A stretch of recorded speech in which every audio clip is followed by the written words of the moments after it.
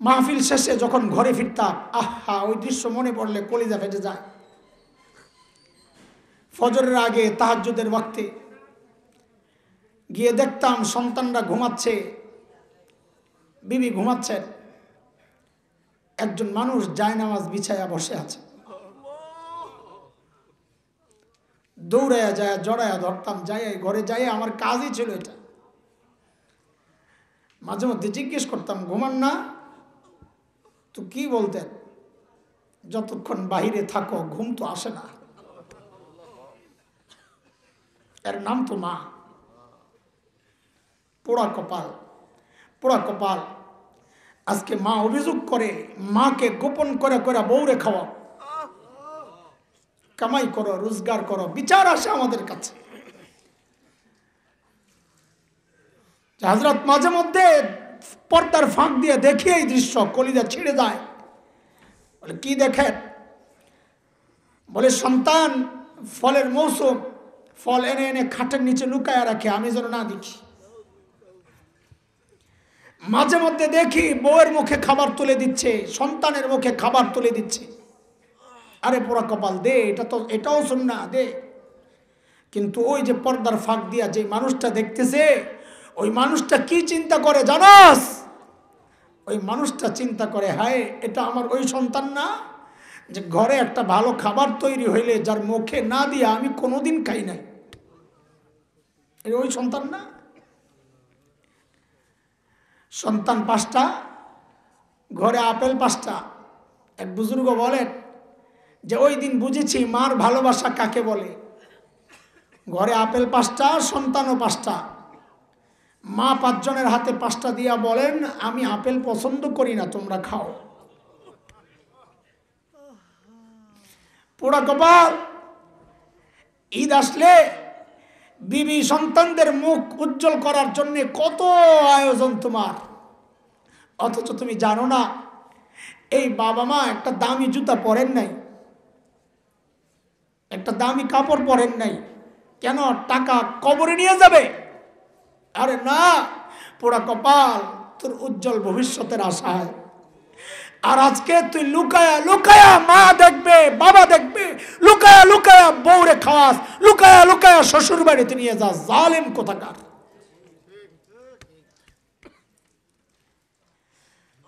হযরতে মাস্টার সামনে তার ছোট্ট 2 বাচ্চা হাজির।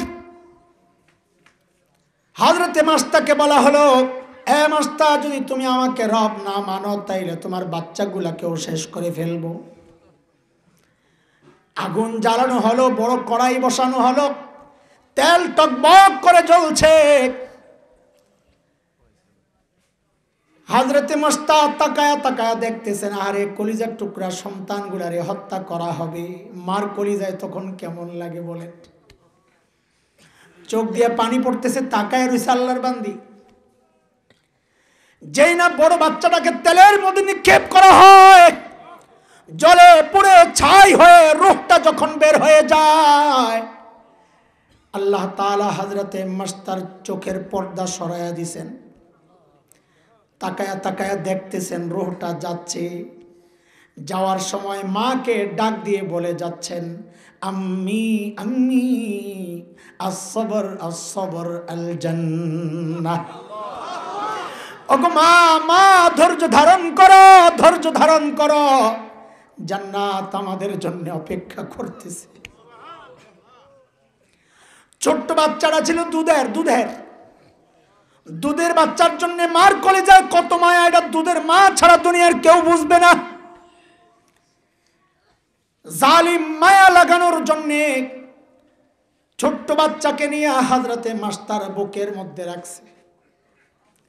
আরে বাচ্চাটা লম্বা সময় মায়ের দুধ খায় না, মায়ের দুধের গন্ধ পায়া দুধ খাওয়ার জন্য ছটফট করা শুরু করছে। মার হাত তো বান্ধা। এই এক দৃশ্য দেখেছিলাম রোহিঙ্গা ক্যাম্পে। সাগর পারে এক মায়ের লাশ পড়ে আছে, লাশের পাশে ছোট্ট একটা বাচ্চা বসা, জীবিত। আল্লাহ তাকে বাঁচায়া দিয়েছেন, দুধের বাচ্চা। আর এই দৃশ্য দেখে কলিজাটা ছিঁড়ে গেছে। বাচ্চাটা বসে বসে মায়ের দুধ ধরার জন্য, দুধ খাওয়ার জন্য কাপড় দিয়ে টানাটানি করতেছে। সে জানে না চিরদিনের জন্য তার মা তাকে রেখে চলে গেছেন, জানে না, খবর নাই। হযরতে মুশতাক কাঁদতেছেন, কানলে কি হবে? জালিমদের দিল তো গলে না। জালিমরা যখন এই বাচ্চাটাকে নিয়ে তেলের মধ্যে নিক্ষেপ করে, আগের বাচ্চার মতো জলে পড়ে ছাই হয়ে যখন রোহটা বের হয়ে যায়, যাওয়ার সময় আগের বাচ্চার মতো মাকে ডাক দিয়ে বলে যায়, আম্মা, আম্মি, আসসাবর আসসাবর আল জান্নাহ। ওগো মা, ধৈর্য ধরো, ধৈর্য ধরো। তাকে মেরে ফেলছো, আমি এই জন্যে কান্না করি না। আমি কান্না করতেছি, আহারে আল্লাহ যদি আমারে আরো কিছু বাচ্চা দিতেন, তাইলে আমি আমার সব বাচ্চাগুলাকে আমার মালিকের জন্যে আজকে কোরবানি দিতে পারতাম। ঈমান কাকে বলে দেখো। বাচ্চার মায়ের রব ছাড়েন নাই, এর নাম ঈমান। হযরতে মুশতাককে হত্যা করে ফেরাউন ঘরে গেল। হযরতে আসিয়াকে বলেন, আসিয়া, আজকে ওই গাদ্দার গুলোকে সব মেরে ফেলছি। হযরতে আসিয়া বিচলিত হয়ে জিজ্ঞাসা করলেন, এই আপনি কারে মারছেন? বলে, মাস্টার তার দুইটা বাচ্চাকে শেষ করে দিছি। বলে, কেন? বলে, তারা তো আমারই রব মানে না, স্বামীর বিরোধী। দেখেন আসিয়া কি জবাব দেন। হযরতে আসিয়া জবাব দেন, রে জালিম, রব তো আমিও তোরে মানি না।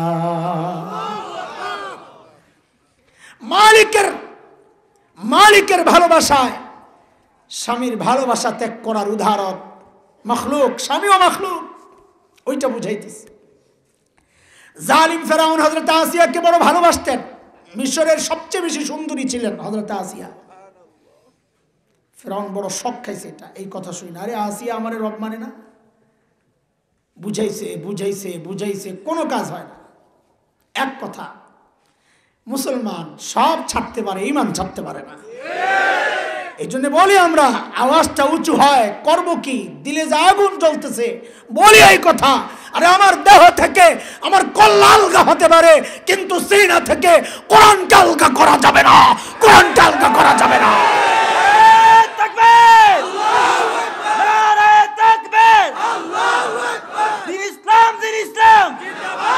এটা তো প্রত্যেকটা ইমানদারের দিলের কথা, কি বলে? আমাদের কল্লা আলগা করা যাবে, বুক থেকে, সিনা থেকে কোরআন আলগা করবা পারবে না ইনশাআল্লাহ।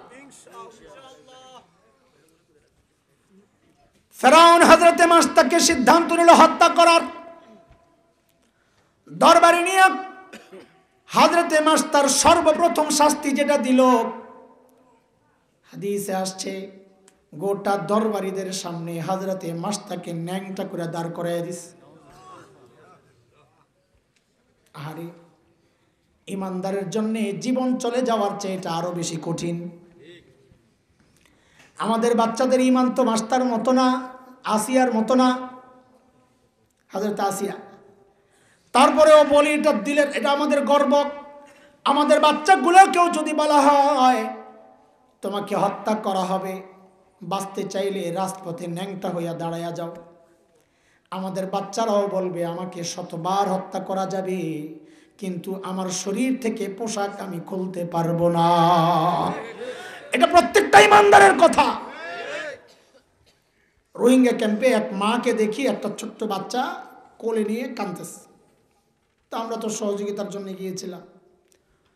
তো এক চিটাঙের পটিয়া মাদ্রাসায় পড়ে, ও ওদের ভাষা একটু বুঝে। তো আরে জিজ্ঞেস করলাম, দেখো তো আর কে কে আছে? তো মহিলাকে জিজ্ঞেস করলো, আহারে মহিলা যে কথা শোনাইল, বলে আমাদের বাড়িতে হামলা হয়েছে, আমার স্বামী আমাদের ঘরের যারা ছিল সবাইকে আমার সামনে টুকরা টুকরা করছে। আমি আমার দুইটা বাচ্চা, একটাকে কোলে নিয়া আরেকটা একটু দৌড়াইতে পারে, ওইটারে নিয়ে পালাইছি। হুঁশ ছিল না। কিছু দূর গিয়া খেয়াল করলাম, হায় আমি তো বোরকা ছাড়া বের হয়ে গেছি। ইমানদারের হালত। বলে এই চিন্তায় আমি আমার ছেলে বাচ্চাটাকে বললাম, তুমি বাবা এখানে দাঁড়াও, আম্মু ঘর থেকে যায়া বোরকাটা নিয়ে আসি। ওই মুহূর্তে যখন সবাই পালাইতেছে,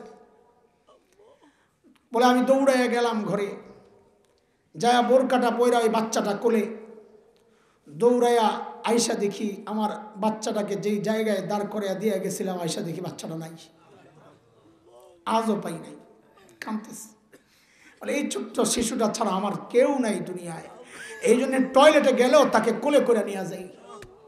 ইমানদার সব হারাইতে পারছে কিন্তু বোরকা ছাড়া বাইর হইতে পারে নাই, এটা ইমানদারের কথা। এই জন্য যখন পর্দার বিরুদ্ধে কথা বলে আমাদের গায়ে আগুন জ্বলে ওঠে, কারণ এটা আমার ইমান। মুসলমানের দেশে পর্দা থাকবে, তোমার ভালো না লাগলে তুমি দাদাদের দেশে চলে যাও। কথা বলে হযরতে আসিয়া কাঁদতেছেন, পুরা দরবারীদের সামনে উলঙ্গ দাঁড় করাইয়া দিছে। হযরতে আসিয়া কাঁদতেছেন, আহারে। দরবারে একজন আইসা বলে, আসিয়ার মুখটারে একটু ফিরাইয়া দেন রাজপ্রাসাদের দিকে। কেন? বলে রাজপ্রাসাদের মায়ায় হয়তো আপনাকে রব মানতেও পারে, কিন্তু জালেমরা জানে না ইমানদারের হাতে যদি গোটা দুনিয়াও তুলে ধরা হয়, ইমানদার তার ইমান ছাড়তে পারে না। ঠিক কি ঠিক না? যেই না হযরতে আসিয়ার মুখটা রাজপ্রাসাদের দিকে ফিরানো হলো, হযরতে আসিয়া মুখটাকে আসমানের দিকে উঠায় একটা দোয়া করেছিলেন। হযরতে আসিয়া মালিককে ডাক দিয়ে বলেছিলেন, মালিক তোমারি জান্নাতে তোমারি কাছে আমায় একটি ঘর বানিয়ে দিও। এই দোয়া আল্লাহর কাছে এত পছন্দ হয়েছিল, আল্লাহ তাআলা কোরআনুল কারীমের সূরা তাহরীমের একটা আয়াতের টুকরা বানায়া নাজিল করে দিয়েছেন। হযরত আসিয়া দোয়া করতেছেন, রব্বি বিনিলি ইনদাকা বাইতান ফিল জান্নাহ ওয়া নাজ্জিনি মিন ফিরআউনা ওয়া আমালিহি ওয়া নাজ্জিনি মিনাল কওমিজ যালিমিন। এরে দোস্ত, দেখো সন্তান মখলুক, মখলুকের মায়ায় খালেক ছাড়ে নাই হযরতে মুস্তা। স্বামী মখলুক, মখলুকের মায়ায় খালেক ছাড়ে নাই হযরতে আসিয়া।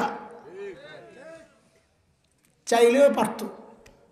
আল্লাহ ডাক দিয়ে জিজ্ঞেস করতেছেন, ইয়া আইয়ুহাল ইনসান মা গররাকা বিরাব্বিকাল কারীম।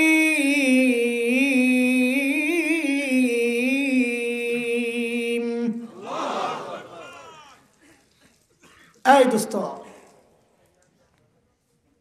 সবচেয়ে বেশি মায়া কার? আল্লাহ মানুষের মধ্যে কার কার? না শাশুড়ির?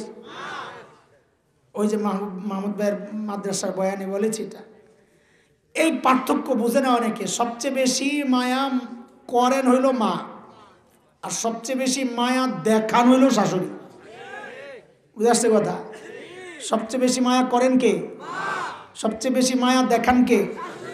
এই পার্থক্য যে বলদে বুঝে না, মনে করে আমার চেয়ে আমার শাশুড়ি বেশি আদর করে। ঠিক রে? পোড়া কপাল।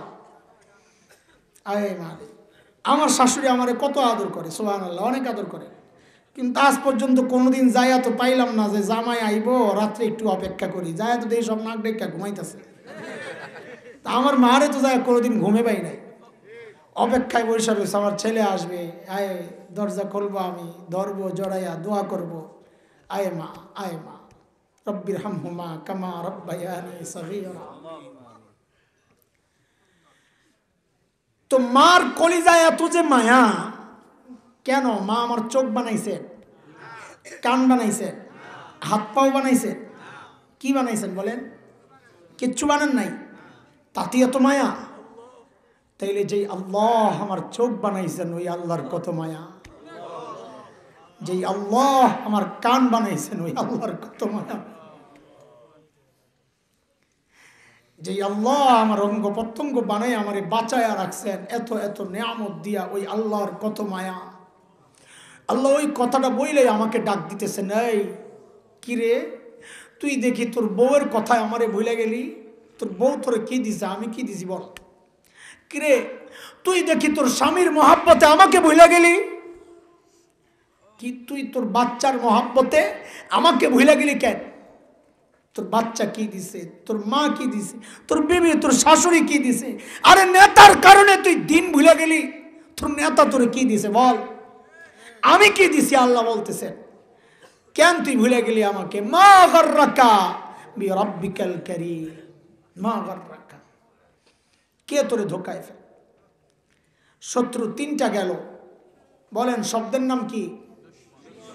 অক্ষর কয়টা? প্রথম অক্ষর দালমানি দুনিয়া, 2 নম্বর অক্ষর শিনমানি মাশাআল্লাহ, 3 নম্বর অক্ষর মিমমানি। হ্যাঁ, মাখলুককে মহব্বত করব, কিন্তু সবার উপরে কাকে? ওই যে আমার ভাই বয়ান করে গেছেন না, হেদায়েতুল্লাহ আজাদি ভাই বলছেন না, কাকে মহব্বত করতে হবে? আল্লাহকে, আল্লাহ রসুলকে, জিহাদ ফি সাবিলিল্লাহকে। কয় জিনিস? কথা বলে না, বলো কয় জিনিস? আল্লাহ, আল্লাহ রসুল, জিহাদ ফি সাবিলিল্লাহ। বললে অনেকের ভিতরে কেমন কেমন লাগে, ও হুজুর আবার এটাও তো জঙ্গি হুজুর। এটা কার কথা? আল্লাহর কথা। আল্লাহ কই বলেছেন কোরআনে? কি বলেছেন? বলেছেন 8টা জিনিসের চেয়ে যদি 3টা বিষয়কে তুমি মহব্বত বেশি না করো তো তুমি আমার আযাবের অপেক্ষা করো। আযাব ভোগ করার ইচ্ছা আসেনি? তাইলে সবচেয়ে বেশি মায়া করতে হবে মহব্বত কাকে? আল্লাহ বলেছেন কুল ইন কানা আবাউকুম ওয়া আবনাউকুম وإخوانكم وأزواجكم وعشيرتكم وأموال اقترفتموها وتجارة تخشون كسادها ومساكن ترضونها। কয় জিনিস?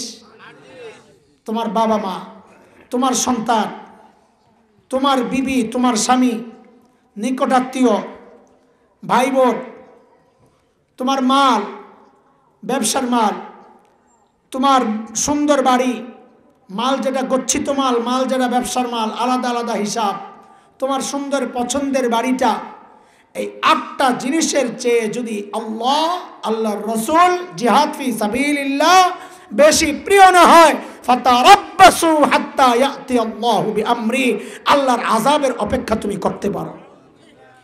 নাউযু বিল্লাহি মিন যালিক। করোনায় কি সাদে আসে? করোনা সাদে আসে? সাদে আসে না। আমরা দেখলাম, শিগগির দেখলাম আমরা কোন টাইপের মুসলমান তুমি। আলেমরা তোমাদেরকে ক্ষমতা থেকে নামাতে চায় না, আরে আলেমরা চায় যেন তোমরা জান্নাতের ক্ষমতা থেকে বিচ্যুত না হও। অথচ কি দেখলাম, কি দেখলাম? শিরকের বিরুদ্ধে কথা বলার কারণে তুমি তোমার দলীয় চিন্তা থেকে আলেমের বিরোধিতা করলা, তুমি তোমার নেতার মহব্বতের কারণে আলেমকে গালি দিলা। খোদার কসম খায়া বলি, আল্লাহর আযাবের অপেক্ষা তুমি করতে পারো।